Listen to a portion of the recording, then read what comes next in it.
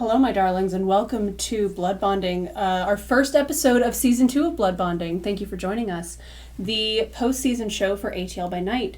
As you may recall from Season 1, this is going to have spoilers for the season, and I do have a couple of notes because we have some things that you should stick around for. But if you don't want to get spoiled on anything, go back to our YouTube channel and make sure you go back and watch through all the Season 2 episodes before you watch this. And stick around to the end so that you can hear about our Lost Child or Play Guide, which we have free on our website. As you can see on the lovely couch in our new set, which is very handsome, I have Leona Rohr, who plays Thomasina, and Brittany Tranbauer-Smith, who plays Melisende. Hi, ladies. Hello. How are you this Tuesday? Doing pretty good. Hair has decided that it's not going to yield to the humidity. That's but really it good. Looks delightful. There's so much product in here. Did you have like a Crash Test Dummies moment and like get really scared in a car crash and that's how it turned white? Or did you get it done professionally? I gotta tell you something. That Tremere blood's a kick. Right? Mm-hmm. I figured. I thought it was something like that. Mm-hmm. Did you drink Lasombra blood too? Is that what's happening? No. Gross. Or have it injected in some cases. No, God, no. Oh, yeah, God. Yeah, we're jumping into the spoilers immediately. Spoilers, whatever. We are going there. But yeah, so I know that you have a little bit of experience with Vampire the Masquerade before this, right? Hardly any. None? Okay. Yeah. So did you have any fear when she mentioned Lasombra? When Ellie first brought up that there was going to be a Lasombra enemy? I mean, I have no experience with Vampire the Masquerade regarding Lasombra, but Thomasina and I both speak Spanish, and we both would go, what is that? Like, she knows what that is. I do not know. Yeah. So yeah, immediately you're either thinking like, oh, like wow, these pretentious assholes are just like, oh, we're shadows. But yeah, meanwhile it's just like, no, they're serious and that's terrible. So. Did you immediately go home and start Googling just to see? No, because I honestly, like, we got a fair amount of information. We did, and honestly, when we ask the storyteller, even in game, you'll see sometimes in game we're like, do we know this thing? And she'll give us just enough information that our character would have. I think Thomasina and I, being as old as we are, have had to do a little bit of like, we're gonna kind of wing it and pretend like we know this thing, and luckily the storyteller kind of fills in the gaps for us. At least that's been my experience. For sure. Yeah. And then jumping into our questions. So we do have some audience questions. We do have some... I scrolled to the wrong place in my document. We do have some that I've come up. So a couple of our audience members have questioned whether our Coterie members are evil. Was there anyone's humanity score that surprised you when it came out? I look pointedly. Here's the surprising thing. Remind me what your number is. So it was 4, but then we discussed the storyteller. You may remember. I thought yours was higher than that, but I guess it's not. No, I thought yours and I was the same. But... Everyone was at 5 except for me. Oh no, I'm at 7.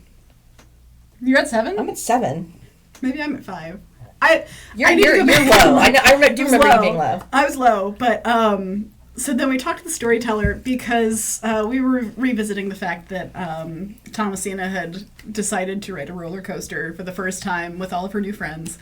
Which is cute as fuck. It is adorable. That was a really fun episode, too. It was a really like, that was season 1. Yeah. And we, that was the very first episode where we just decided we're just going to be silly as fuck. Yep. Let's just be really weird with it. Let's just go for it. And yeah. We did. That was a lot of fun. It was. And I asked our storyteller if that one action is actually something that would, benefit her humanity at all. And our storyteller and Ellie was just like, you know what? Yeah. Because you decided to ride a roller coaster with your friends. Like, that is human as fuck. And it's very against what you would normally do. So I think really that's her thought process behind it was, I think that it's just so anti-you. It is. as a vampire that it just provided you this whole spike of, refreshment of what it's like to be a human. That's a little true. bit. Roller coasters do 2 things. They increase your humanity and they break up kidney stones. Or they make you really sick depending on what kind of a situation you got going on. I thought it was the whole gravity thing. Is there not? Also, where's the kidney stone thing from? I've never heard that. I've never heard that either. That's actual research that was done. Shut the front door. There are real, I cannot remember not phrenologist. Is it phrenologist? Yeah. Yeah. That's the kidney system. Yeah. There was a study done suggesting that a period of riding roller coasters can help either dislodge or break up kidney stones. Holy shit. It is actually, depending on the rest of the person's health, it can be recommended. Note to self. Yeah. Learning new things, Keep my blood pressure low Yep. and my kidney stones high as an excuse for Six Flags. I am not a doctor. This is not But medical you advice. can look that study up. You cannot look up whether or not it increases your humanity. Just ask your doctor, okay? Don't take anything we're saying as truth. Just ask your doctor, please. My degree is in languages. Theater.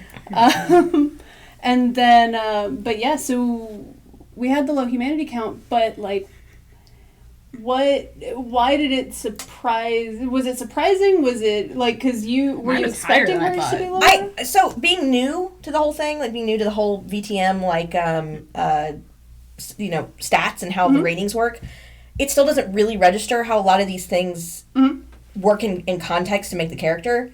Now that we're talking about it, I'm having a little opportunity to kind of unpack it a little bit more, and knowing what I know about her, no, it's not surprising. But I mean, think about how she feeds. Right. Think about who she feeds on. Like, you really can't give a shit about a certain amount of people if that's how you're going to feed. You know what I mean? So, yeah. No offense, obviously. No. Just It's actually, in the book, it also says that blood leech is, technically speaking, the most moral way of feeding, which is that it doesn't feed off of people. It doesn't feed off of humans. And that is not the way Thomasina looks at it. Oh, of course not at all. And then that's not the way I would look at it, or rather Mel would look at it. Yeah. Because, I mean, obviously with my feeding type, I do it off of people who would want to have that kind of attention anyways. Yeah. And like they ghouls, don't. right? No, I don't have. Well, I mean, I'm a scene queen. I Okay. don't have ghouls. I go with people who are other SJWs. You know, not saying that you want to have your blood sucked, guys. I'm not saying that at all. But maybe. But if that's your king, that's good for you. But like, for her, as long as it's consensual. 100%, 100%. But I think the thing for her is that obviously they don't really remember it afterwards, and it's not a thing that makes them unhealthy in any sort of way. It's just, she sees it as moral because she's connecting with these people and she's reminding what it's like to be a person and all this stuff.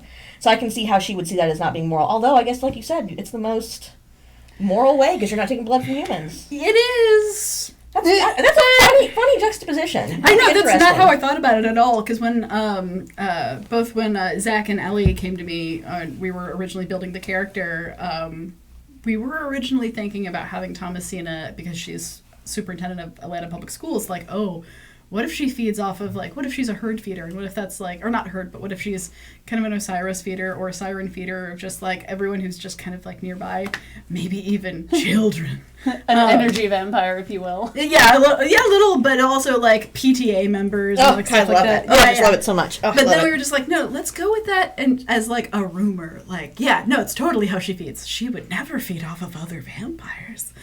And that's totally what I do. But, yeah, no, when we were doing that, it was going for Thomasina trying to get power all the time. And the nature of her feeding is literally trying to take power from other people. Other vampires. So speaking of taking power from other people, were you surprised when Thomasina took Anton to a private room? So Mel doesn't know that, but she has. Were you as a player surprised? Yeah. Honestly, no, because it makes sense in Thomasina's character, like, amass power however she can. Yeah. Like, if you're on the Discord, that's kind of how I see her anyways.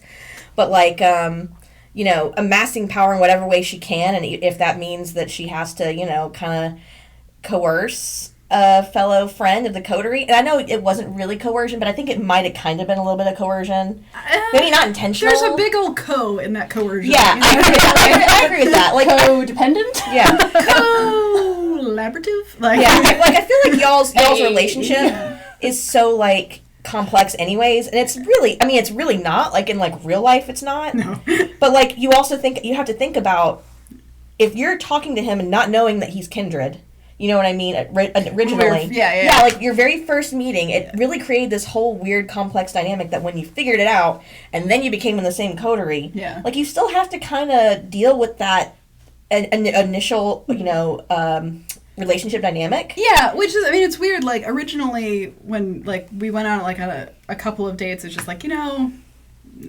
Like, we were, I think, both kind of, not exactly bored with each other, but definitely not compelled. Yeah. One way or the other. And then now it's just like, just a lack of chemistry. Yeah. That is not what we're dealing with anymore. Not anymore. There is a literal little bit of chemistry. So that was a long story to get to. Was it surprising for me? No, not really. Not at all. But I really want Mel to figure it out because it's going to be a fucking shit show the minute she gets it. So Don't sleep where you eat. Or sleep where you work. For real. Yeah. Don't eat where you work. I don't know what don't eat where you sleep. I don't know how I don't know what you're not supposed to do. Just don't do it, okay? just don't eat your coterie members. Just don't do it. I didn't eat him. Some of them. I mean, you ate some of them. A little bit. It's like the equivalent of like a finger. But when you meat. gaze into the Tremere, does the Tremere gaze back? So is this? That's a good question. Right? I don't know. Obviously, saving that one for episode 3. I really am curious what you're going to gain as a result of this. Oh, I am so excited to find that out. Me too.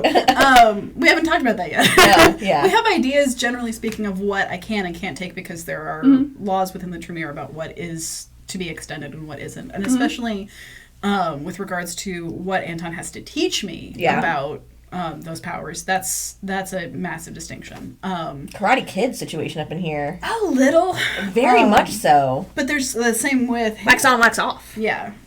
So there's... Which we actually found out because Anton is an Osiris feeder. It's... technically, I am now part of his prey type because he's going to have to teach me how to use those powers. Interesting. Yeah. So now we're just Very interesting. We're each other's type, and this is getting weirder by the episode. I feel like this is gonna this is the type of thing that always... Circular feeding is weird as fuck! It's so weird! This is literally like a mutualism, but within kindred. They're basically symbiotes that live off of each other, like... But, there's problems. So many problems. But, so was this something you and Zach planned, or was it kind of... Okay. Yeah. I wasn't sure how much planning had gone into it, or if one of you surprised the other one. No, because we talked about it before, and we weren't exactly sure when was that was gonna happen. And especially after, like, Anton in game was just really grieving the lack of all of his stuff after we got Second Inquisitioned.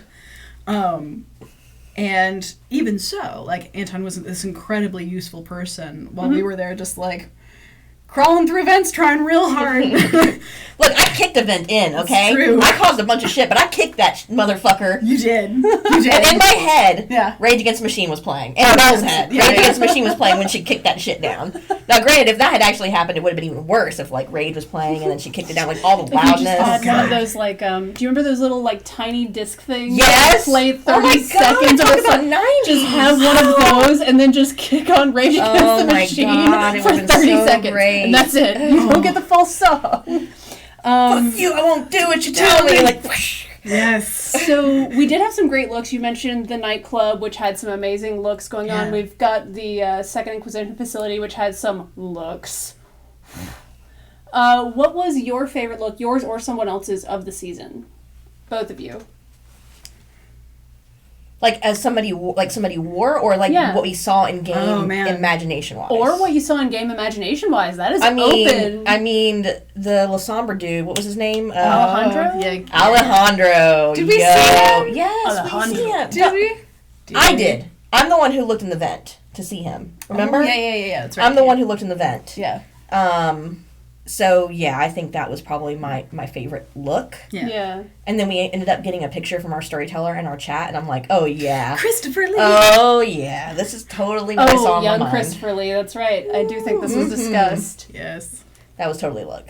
Yeah, and very tasty. A very tasty look. You'll just have to, majorly evil, terrible, horrible, like, kindred, but still tasty. And now Coach my type.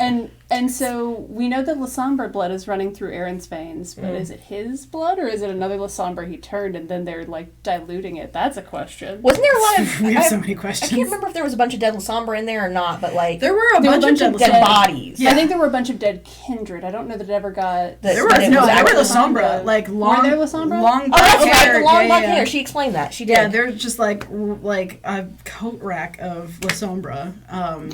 It was basically that. It was basically was what I was picturing. Like a meat rack. Yeah. But coat rack. I'm just imagining it was like all hanging up. Like a school bully with the actual coat hanger on the back of the edgelord jacket. Yeah, exactly that. It's literally exactly what we saw. Yes. And then what plot twist caught you by surprise this season?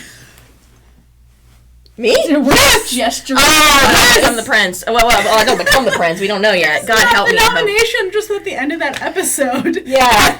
Your face when Ellie was just like, you've been nominated for prince. And I just watched you, like, I've just seen my death. Yeah. Yeah, and honestly, like, I mean, forget Mel for a second. Like, as a player, I'm, like, worried as shit. Because I want to come back, and I know that we had the whole come to Jesus with everybody last week, where everybody's trying to talk Mel off her ledge, and as I see it, it's like there's a two-way street here. It's either I become prince, or somehow I have to disappear. Like those are my options, and I actually really love that because I feel like that provides this like sense of foreboding and like.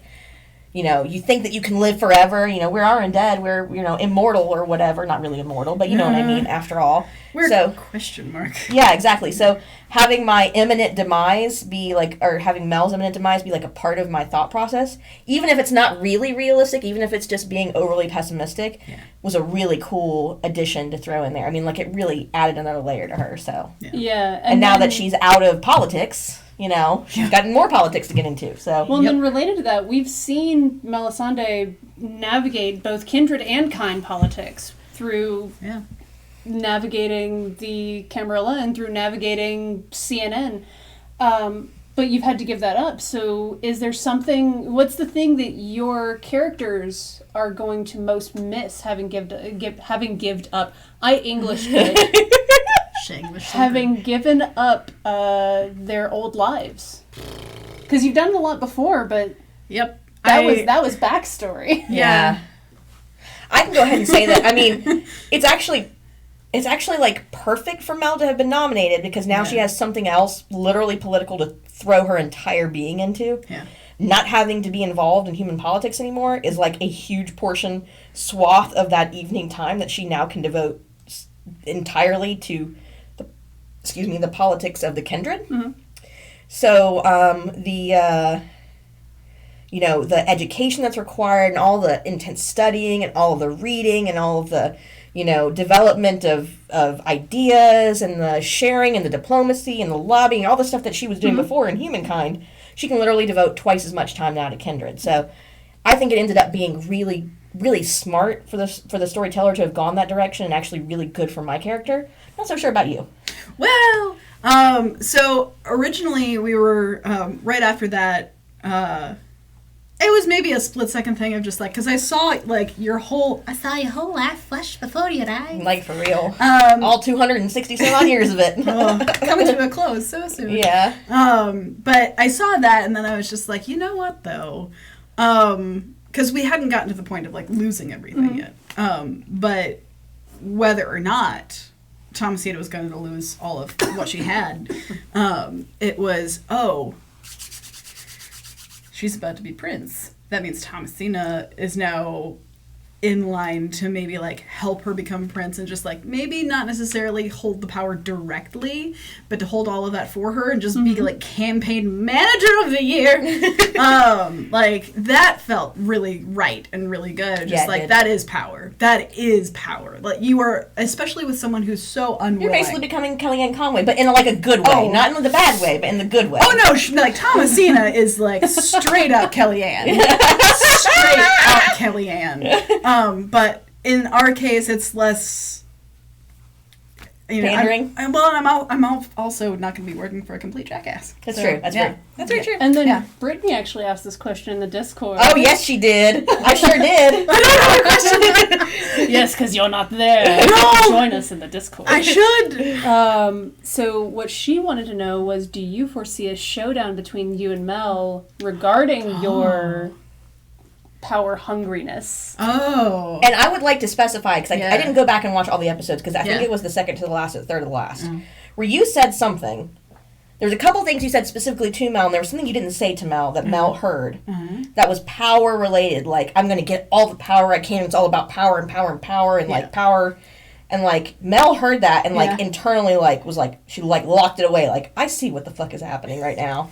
So I wonder how you think that's going to play out if it is. I mean, it benefits Thomasina entirely to get Mel onto the throne, essentially. it does not benefit her at all to have that race to being prince out of her control. That's true. I didn't even think about that, honestly. That's the thing. It's just like the more control she can have over a situation, especially with someone who's already so close, who has a nomination, who isn't just like, I'm going to go for this. So obviously you have support. Like that's someone I'm already close to that I can already like throw some weight behind. And that made all the sense in the world. So for Thomasina to try and grab that for herself, it would make some sense, but it would be... that would be like divvying up like all of that support and just like, no, I want the throne. Like that's Well, I'm not thinking so much of you taking the throne. Like I'm not really concerned about you usurping. Like that's not a thing that I ever thought. If I get it, which who knows, at this point. But I'm thinking more along the lines of like, there's going to be a reckoning, or there's going to be a come to Jesus where you're going to be like, power, power, power. And Mel's going to be like, you have stood on the necks of the people for the last time, Like, that's kind of how I see it. Like, oh, sure. Like, because I don't think Mel knows about you being a slumlord. No, I don't think Mel does either. So it might end up coming to the whole thing of just like, I want this for you way more than you want this for you. Yeah, and then we have to discuss it. Yeah. And it's going to get ugly. Well, it could either get ugly or it could get to the point of just like, okay, if it's not going to be you, we need to find the person it's going to be. Yeah, because I mean, Mel is also very, very invested. Yeah. Because the kindred community now is where she's invested all of her time and effort. So she's going to care about who's going to be the prince because it's going to affect how well the community can get together at large. Now, if Mel throws her weight behind Alpha, we gonna fight. No. She still needs to talk to Alpha. I mean, I still need to talk to Alpha. I considered having that conversation in the last episode. Yeah. Oh yeah. Yeah. Yes. I'm gonna talk with my fist. And I think Ellie was kind of like maybe a little prepared because I think that she kind of like prepped him to be like ready to speak about it to me. But I wasn't really prepared to like dress him down necessarily, even though I don't have all the facts, so I can't really dress him down. No. And I do think I heard something from a Primogen at one point that was like, you don't know everything, so don't make assumptions. Yeah. But killing a bunch of kindred still is something I need to know why. Like, I need you to explain this to me. Mm-hmm. And I just didn't ask the question. I feel like maybe I should have, but it was kind of a crazy night. Well, it was a crazy night. And towards the end of the night, I think Mooney started talking about Alpha, and I was just like, well, okay, I'll go talk to him. And then she's like, maybe not tonight. And I'm just like, I'm looking at the clock, and I'm just like, okay, fine. Not tonight then. Yeah, because honestly, it was kind of a powder keg. Whew, yes. It probably wouldn't have been a good time. No. Just mid-conversation with Alpha, and then when Lasombra shows up and decides to take over the club and freeze Prince Talbot. Oh, yeah, no. You couldn't have run fast enough if you were already engaged in fighting with Alpha, so. No. Oh, man, that's something we didn't think about, is what if Talbot had gotten free and then there was an election. So, speaking of the election, so the Renashri Camarilla is kind of an undocumented thing in VTM lore. It's a brand new thing that Ellie came up with for ATL by Night. Mel mentioned she would have loved to be there when it was written, and she is really interested in looking over the document. What are some documents Mel would have liked to take part in? Because she's mentioned taking part in a lot of documents, but what are ones she would have wanted to if she had had the chance? Well, the thing is she did take part in a lot of important documents, and one of the things that I failed to say in game that I will go ahead and tell our viewers, because I re-upped my knowledge of Mel lore, because it's a very extensive backstory. She actually was in Rhode Island during the Continental Congress, and she was nominated by Rhode Islanders to be the delegate to the Continental Congress, but she was a female. Yeah. And they would not allow females, obviously, at the time, so George Washington vouched for her and allowed her to take part in conversations without being written or heard of by anybody. And that is why you will see in the Constitution there were no delegates present from Rhode Island. Because she was there. That's a cute little Easter egg you've added. Yeah. Okay. She was there, but she wasn't actually there. So she was a part of the whole founding of the nation, but not actually there. She was a part of the civil rights movement, but did not have a part in writing any of the laws associated with that. So I think she would have really appreciated that. She was in the States. She came back to the States in 1912. So I'm trying to think if she would have taken part in any other writings then. Not that I can think of. Things she would have liked to have written that she didn't. The Bible. The Bible as written by Melisende. I want that. I want that so much. Thomasina is the power-hungry one. Come on. Like, moral compass and, like, being able to, like, formulate a way that people are good to each other. I mean, there's other... Theoretically, though. I mean, and that here's the thing. The Bible didn't have to be that way. It didn't have to be translated that way. It didn't have to be a, power structure of you're going to go to hell if... I'm not saying anything about Christianity. I'm just saying more as the book, as a writing. That would have been something she would have liked to have been a part of. Mm-hmm. Not to have the power, but to be able to help formulate these moral compasses and, like, help people be better to each other. And, like... But the problem with any writing, as we found as humans, is that they can be corrupted. They can be, what's the word? They can be interpreted in all kinds of different terrible ways. So I can't think of any writings that she wasn't a part of besides that she might have wanted to be a part of. Yeah. I think that's an answer to your question. Yeah, basically. Ish. Ish. It brings me to a different thing because I'm going to change gears entirely. Yes, do it. What's the deal with the fish? Oh, that she likes fish. She's got full her of fish. Oh, Thomasina loves fish. So in her backstory, she was turned 1786, and at the time, like, aquariums weren't a thing, really. But you did have these sometimes have like a piscina or something where you did have like small, like there's ponds and stuff like that, where you can have like some wildlife in there that works really well. But a budding trend at the time were these deep ceramic bowls, and Talavera is, among other things, really famous for their ceramics and just these beautifully stained bowls and tiles and all those kinds of things. And so for a while there were effectively these like pedestal ceramic goldfish bowls. Sometimes like in a deep blue and stuff like that, we'd have these little orange fish just kind of swimming in there.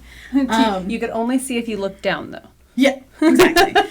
Later on, like, aquariums started to become a thing as the World's Fairs started becoming a thing, as botanical, not festivals, garden? Conventions sort of thing started to become a big thing in London and Paris. Well, and glass technology got better. It did. So you started getting these like thick glass terrariums and stuff like that. Leaded glass and glass with boric acid in it, I think. Borosilicate? There's a bunch of different compounds. In particular, the fish for Thomasina, and it kind of got a little mixed up in story, but she has this... It is like a basement layer in her house, or had. Thanks, Second Inquisition. I'm coming after you for the fish. There are these walls in there that at night when she's there, she turns on the lights in the deep pond that was in the backyard to kind of light up this massive pond of fish. And there are these glass walls in there where she just kind of gets light from there, and she absolutely loves a lot of the different sea life that she has there. She, I think, probably ends up feeling not necessarily human or kindred or anything else around that. That's like anytime that there's like a body of water and she can watch fish and all of that, it's a very, very calming thing for her and a recentering thing for her. And I think she feels like she can care for something that is very contained, but wild at the same time. So she's not a zoo person per se, but watching that little ecosystem for her. It's like a tiny moment of peace. It's a tiny moment of peace in like literally owning a small world. So, because it's still the control freak thing. She'd love to have a mermaid, but we haven't gotten that far into the supernatural yet. So if anybody would have one, it'd be you. If World of Darkness has any mermaids, I want to know. Please, somebody let us know. Someone's putting it in chat right now, I guarantee it. Thank you. Let's see. So, I will say both of your characters do seem to have grown closer this season. Are there any character bonds you would have liked to flesh out more given more time?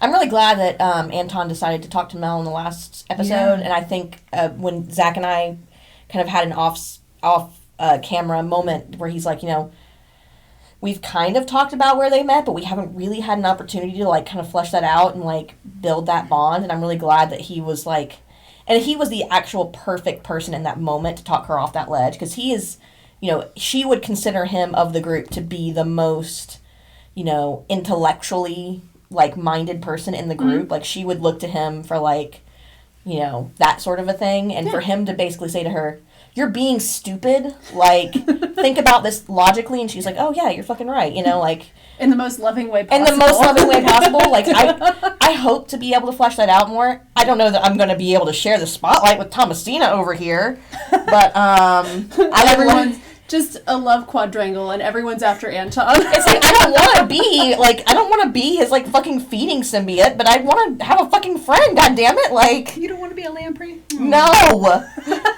Now the thing is I do have a power that I haven't got to use yet, which is like true. You have it too, don't you? Aren't you the same potence as I am? Okay, no. But like I have a thing where I can like share my potence with somebody if they feed on me. But like I still haven't gotten in. I still don't understand the whole feeding process yet between vampires. Seeing you guys kind of help educate me a little bit, but and it will. Yeah.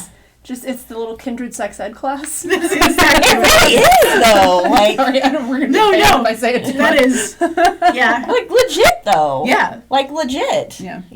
But Olivia would have been a great asset to you when you first turned. Yeah, and God, it was so long ago that Mel turned that I think that's a big part of why she maintained her humanity is because she, she was turned by a vampire, but she was still so entrenched in human shit, and she was entrenched in human politics for like, 200 damn years, 260 some odd years, like literally from the minute she was in her 30s until now she was in human politics. So it was easy for her to maintain this really great relationship in humanity with people, But not knowing as much about kindred, other than being a part of their communities, it was probably for the best, I feel like.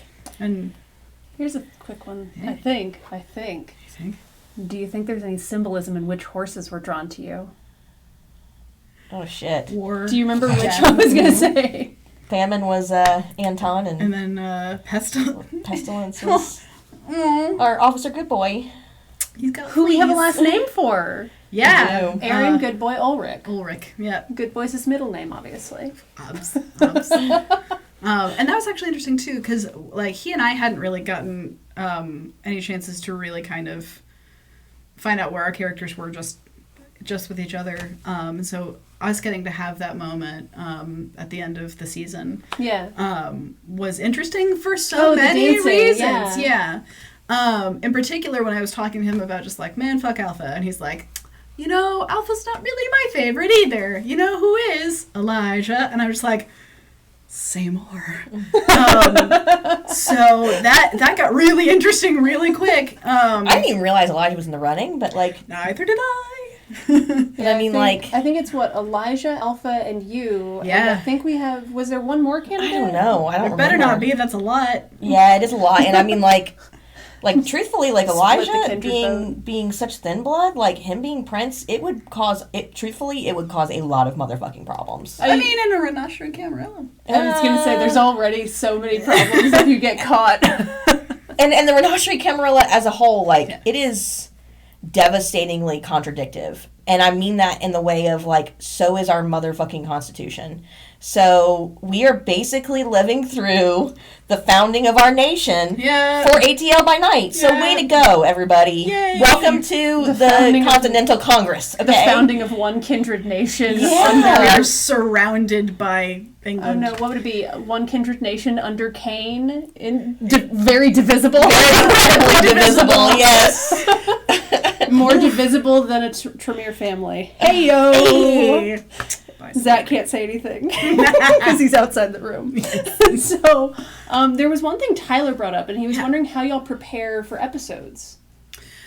I have soundtracks that I specifically go for, and honestly... For your boss-ass bitch soundtracks? Oh, God, yeah.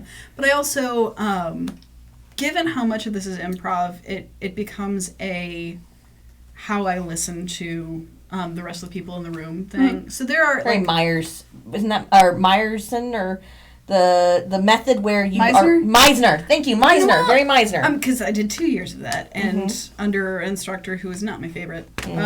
But a little. I hated them, so I learned nothing. No, I learned, but it was what was more important for me was how I kind of just cleared my head prior to that, because you can't. You just kind of have to remember what you came in with last time. And there's something a little vulnerable about improv, and especially about tabletop role-playing games. Yeah. Like, you have... On camera? Yeah, for real. It's on camera, damn it. It's incredibly vulnerable, and so many people see you do it. And you have to be okay with looking like a complete idiot. You have to be comfortable with that. And what... But sometimes it's worth it. Sometimes the best moments come out of that. But here's the other real. thing. We lucked out on our storyteller Yeah, in for the real. biggest way. Yeah, for real. Ellie is a very creative and very And she's an experienced consummate professional. Yeah, that is the yes. thing that I am Also the very most true. appreciative She of. knows, Also very true. Right. She knows us. She knows... She can't stop us complimenting her. No. She can't stop us. She's Nothing gonna can stop bust us. through the door and tell us to shut up. No, we're not gonna. There's so many moments, like there's the one gif of I can't even remember what I said in terms of something being dope, and there's like the quote on the bottom. It's just it was indeed quite dope. I think it was the throne. Yeah, it was the throne. And like the way that she knows us, the way that she plays along with us, and the way that she flexes, because dear God, y'all, that Second Inquisition line took her by surprise as much as it took us. Like, right. My understanding, because she and I have talked a little bit about it, is that it was supposed to happen later in the season. Yeah, but we didn't know. we like to fuck shit up So in this game. y'all threw yourselves into like 4 storylines that were supposed to happen sequentially. we did, but here's the thing: Everything's on fire. everything. This is fine. Yeah. But she knows us. She knows, and she's planned and seen, and like she's thought the game out so entirely. And she has things that she kind of, I know that she probably privately wants to see, but she's been so happy with us the way things have just kind of unfolded.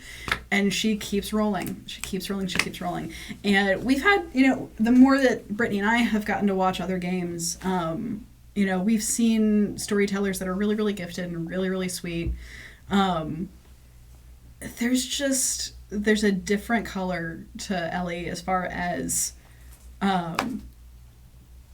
how she allows us to be the characters that we want in the kind of family atmosphere that we've created. Yeah. And in how she, she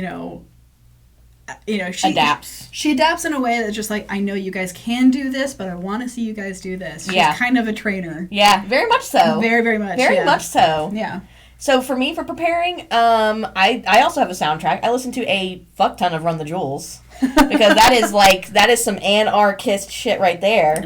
And I think the season 2 promo poster or promo picture that Ellie made was a Run the Jewels reference. Yeah, like a blood bag. Yep. Yeah. So I listen to a lot of Run the Jewels. I read whatever the most fucked up news of the day is. So I get really, really angry. Really angry. Oh. Yeah, it's usually good That's days. stiff competition. Do you have like a scoring system where you're what was the most fucked up? Which Honestly, one makes if me it's the saddest? on my Apple News, the likelihood is it's going to be the most fucked up. Like I see all the news and it's like it's Tuesday. You like bad news on Tuesday. Yeah, exactly. Like for real. I have learned. Yes. So I read all the most fucked up news, which makes me really angry. And then I realized like it was actually really excellent and really freeing that she got Mel out of the human world, because that meant I could actually be like a legit Brujah now. Like I can dress like a Brujah. The leather jacket's been here since you got kicked out of CNN. Yeah, and like honestly, like I was taking a couple, cues from LA by Night, because a lot of their characters dress the same for like normal days, and it makes sense to me. That like we do the same thing. We wear jeans and a t-shirt. Like I would literally wear the same jacket every day if I could, if it wasn't like 95 degrees and 100% humidity outside. But like But because we're inside, I can wear the jacket that I like. Can I get this in mesh? Yes. I actually have a mesh jacket too, but I can't find it now. Guru nightclub time. Obviously, we need more trips to the Guru nightclub. Yes. Yeah, actually, we do. We need to call Hex and be like, hey, Hex, can you go shopping for us again? Because we need some more cool stuff. But yeah, that's kind of how I do. And I am intimidated by the improv because I am not a professional performer. I do not have like a background in live theater, and like I did a lot of stuff when I was a kid, but that doesn't really count to me. And I don't really consider myself... Listen, if you're digging through, like... Edward Junctor hands didn't come from nowhere. Like, that was real life. That was real life. If I were trying to fight the police, it would be with forks. No, I'm just kidding. It would mean, improvised I'm not gonna go there. We'll have that conversation after the cameras are off. But all that to say, like, yeah, I don't really... Like, you have actual, like, legitimate professional experience. I don't have that. I've made a fool of myself a lot. Yeah, well, I don't have that, so I don't really see it as improv because I come in kind of expecting just to be Mel and just react as Mel would. Yeah. Which, if you know me well enough, Mel is just kind of like a really amped up version of me that's like just this side... It's you with 3 Bang energy drinks in you. And like 200 years of experience, you know? Like, it's like that TikTok audio. What did I have for breakfast? Bang! That's Mel. That is Mel right there. What did I have for dinner? A felony. Someone make it happen. Actually, 100% accurate. 100% accurate. Like, I feel like, so I'm just me amped on Bang. Yeah, I don't actually drink Bang though. I'm trying not to, over caffeinate. No. But I've never had a Bang. I feel like I'd have a heart attack. Yo, they are. And intense. I have low blood pressure.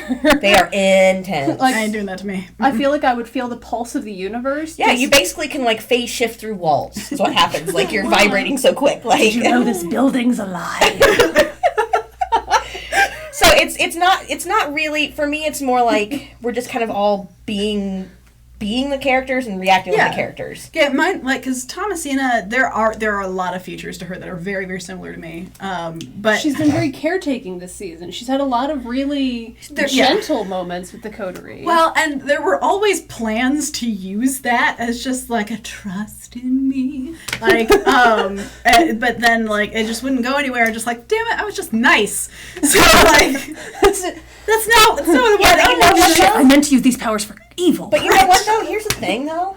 Just being nice is incredibly manipulative. Oh, yeah. It doesn't matter if you as a person have the intent of using that. Yeah. But, like, you as a character, now that you have it as a person that you did it, you can use the shit out of that. But you weren't as nice to somebody. I had, like, specific plans. Like, that whole thing where Anton got, like, staked through the heart, and I was just like, I'll hold your hand. And I was just like, I'm going to use this when he wakes up. Like, and then it was just like... and then we just fed on each other. Oh, no, because then it was like, he wakes up, and it's, like, 2 weeks later. The next episode was like, son of a bitch, we got to run, and I'm going to be all, like, in face paint.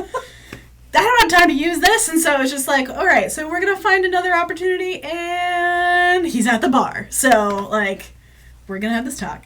I will say everyone looked great under black light. Yo, that was really cool. You looked like you could have been at a music festival. Like, you looked really cool, but you looked like you'd been to Burning Man, and you're like, I've done this shit.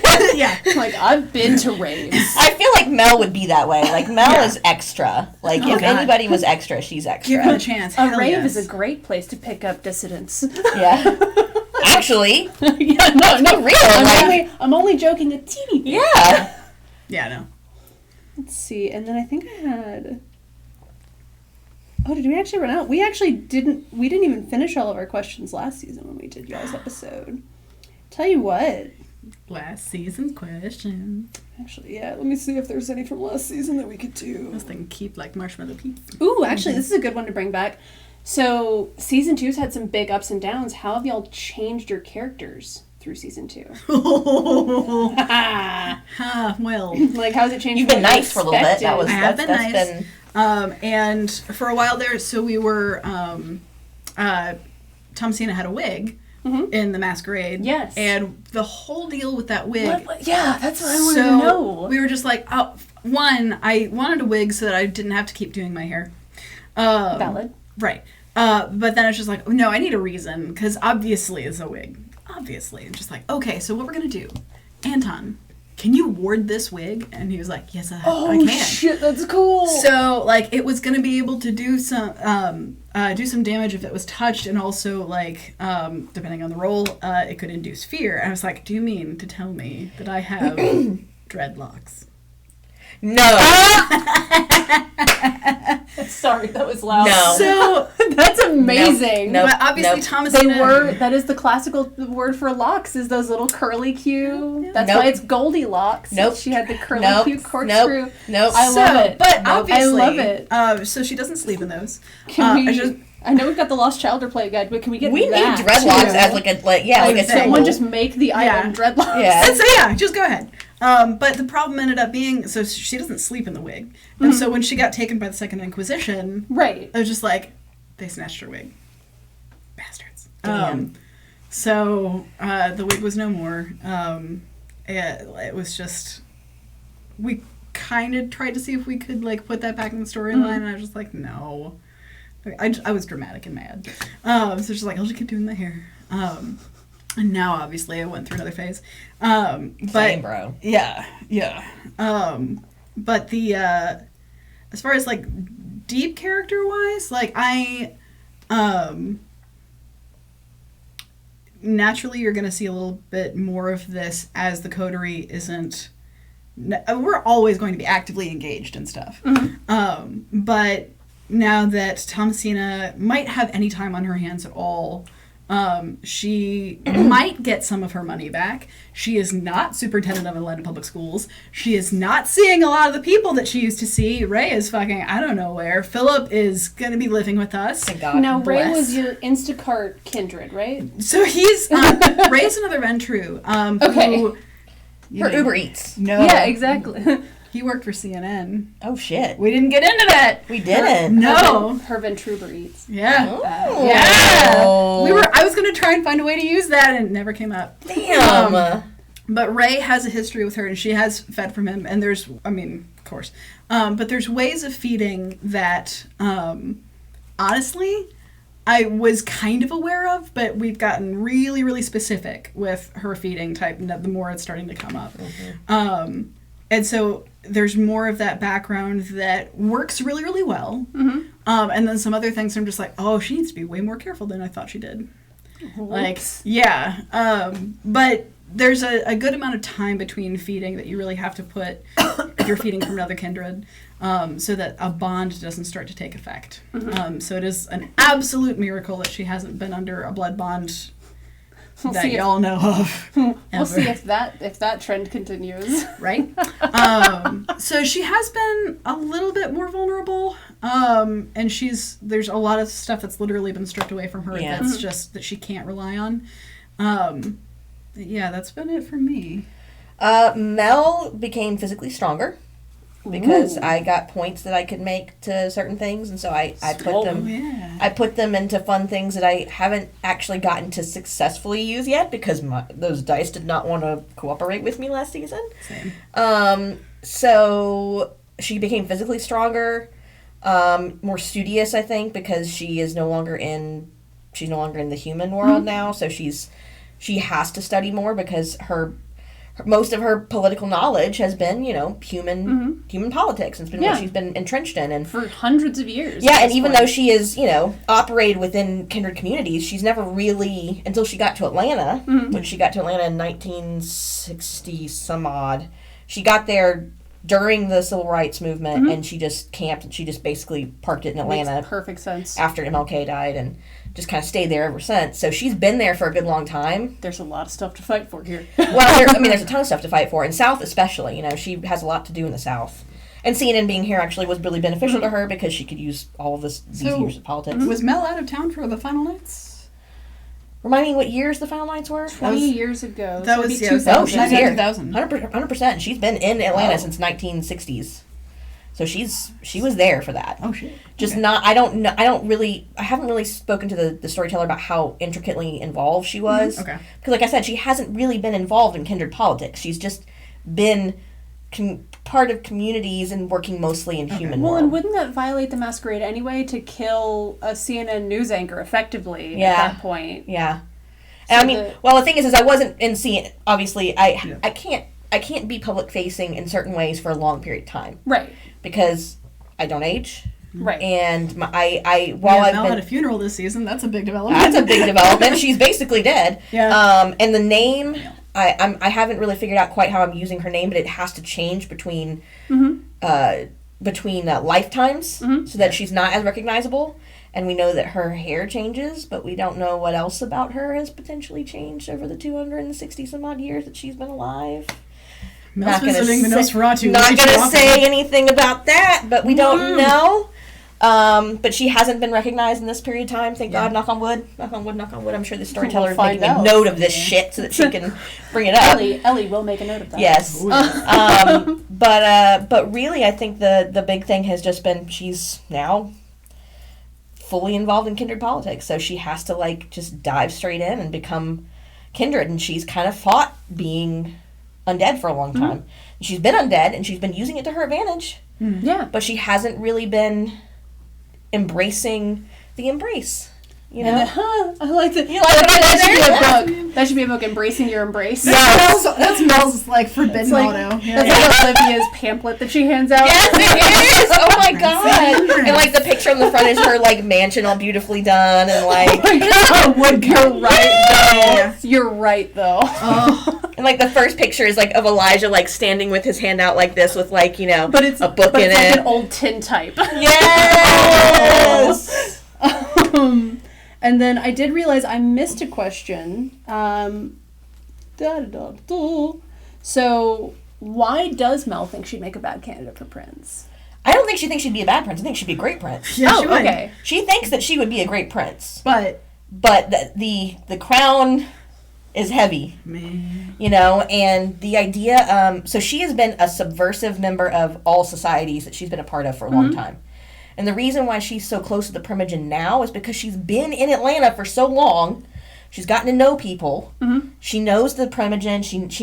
While she hasn't really been operating in politics, she still can. And they kind of know that. And so they kind of have kept her on kind of the back burner.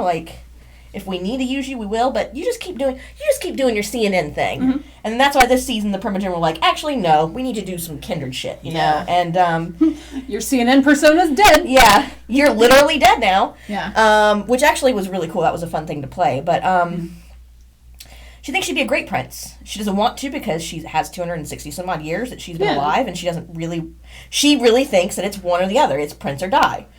Or prince and die. Or prince and die. I mean, Talbot did it, so. Yeah. So, trendsetter. Yeah. So, but I think that I think that she likes being subversive. I think that the whole, the Bruja anarchist in her really likes to be the one who is not the scene person. She wants to cause a fucking ruckus and she wants to help cause a riot and cause revolutions, but she doesn't want to be the person who's seen doing it. Yeah. So now that she is literally a part of a new political system where she will potentially be the head of it and everybody under her will know about that political system, it is an immense amount of pressure. That is pressure that I don't think that she wants. I don't think she's ready for. Being on camera is one thing, but literally being a leader of a community is a whole different thing. Yeah, it's not a thought leader, it's a leader. Yeah. And she believes in her instincts, but she I don't know if anybody is familiar with the letter that George Washington wrote when he stepped down, but it was very much only through Hamilton. Only through Hamilton for me too, honestly. Which was good points. Most of the good points. Yes, but that letter were most of the good points. Yeah, one of the things he says is, I am unconscious of my error, but I'm certain that I committed some. And that's kind of how she operates, as a person. She's I'm not really sure how I would do, but I'm sure I would fuck it up. Yeah. And so she doesn't want to be the person that's causing trauma or pain to other people. Yeah. Other than, biting necks on occasion when she needs to. And then with the last few minutes left, who are you voting for Prince? Oh no, did I put you on the spot? I would not vote if I could. I mean, I know at the moment. I mean, Elijah was an interesting throw-in. Yeah, he really is. Very interesting throw-in. Because he's been good. He's been really a pretty excellent diplomat, honestly. He's very well connected, and he's powerful. I just don't know enough about him. Yeah, personally, me neither. I know more, like, Thomasina knows more about Mel, and so that, to her, like, Mel has a wild streak. Don't get me wrong. Like, obviously, there's a lot of Mel that's just... Edward junk drawer hands. Oh, you know? Rage against the vent. You know, like... just, like, there's moments where it's just like, okay, obviously, this candidate will take some grooming. Yeah. I will need a little bit of, like, yes. Yeah. Yes, there will be some... You're that character in Scandal who's like, all right, Yeah. I need to know every mistake you've made for the past 260 years because we need to erase them or spin them. Oh, let me tell you something. Thomasina never once would have been compared to, like, Glinda from Wicked, but she's about to be popular. Just, I'm gonna go full, like... Okay, Great so Wicked did you ever watch Evita? Obviously you did. We all watched Evita. If you didn't, you need to go watch it. So you know, like, the whole... Oh, no, this is... Let me go this way. You know the whole song that is about her... why can't I think of it? Oh god, no! When she's like getting all dressed and they're like she's like preparing herself for to be this thing, and she's like putting on the stuff and she's putting on the airs and learning all the ways to act. And I'm like, I see this like montage of you like working Mel to be these things. You know? Absolutely. Because even on CNN, she was kind of a wild card. Like even on CNN, she was. The person who would, need to be bleeped. Right, and ultimately, like, putting up a brouhaha, like, it's not ideal. Oh, no. But it's a Renasri Camarilla. So anything can fucking happen. It's true. Like, now, if Thomasina throws her weight behind Elijah, for some reason, it's just like, okay, this is someone who's patently aware of the situation, who obviously already has a lot of support. And among other things, like, yes, power is important to Thomasina. You know what else is more important? Survival. So what I hear is it's still campaign season. Yes. Yeah. Yes, it is. Yeah, if Mel could abstain from voting, I think she would. I don't really think I don't think that she has a lot of faith in, like, anybody to lead. Like, I think, like, if she had her choice, it would be, like, it is full democracy and there's no one person. Everybody has to always raise their hand and have a voice. But that's not how the real world works, and it's chaotic when it does work that way. And then, so that's an interesting thing to leave off on. I've got a couple of announcements to run through at the end of our episode. Thank you so much, ladies, for joining us. And that is, as a reminder, Leona Rohr, who plays Thomasina, and Brittany Tranbauer-Smith, who plays Melisende. And then, as a reminder, please go ahead and join our Discord discussion. I believe there should be a link in the chat where you can also follow us on our social media on Instagram and Twitter at ATL by Night. We also have a Facebook at facebook.com/ATL by Night. And if you'd like to make sure you get more of this content, and if you want to get notifications, subscribe, follow, hit the notification icons. Make sure you're following us on all our platforms. We do release preview pictures sometimes. And then we also wanted to say a big thank you to Rusted Icon Designs for our beautiful Vampire Clan glasses. You can see I've got a Camarilla glass, we've got a Ventru glass, and a Bruja glass right there. They do make these to order at their website, and that is rusted-icon.net. So that is rusted-icon.net. And they make other World of Darkness, not just Vampire the Masquerade. So maybe they'll have your werewolf or wraith on there. And then if you want to play a Lost Childer in your own home game, the Lost Childer Play Guide is available on the ATL by Night website at atlbynight.net. It includes everything from a lore sheet, backgrounds, relationship guides, relationship map characters, special aspects and bonuses to implement during your character creation, and a lot of resources available on the ATL by Night website. That's atlbynight.net. And then thank you so much for joining us for Blood Bonding as we kick off Season 2 of our Blood Bonding postseason talk show.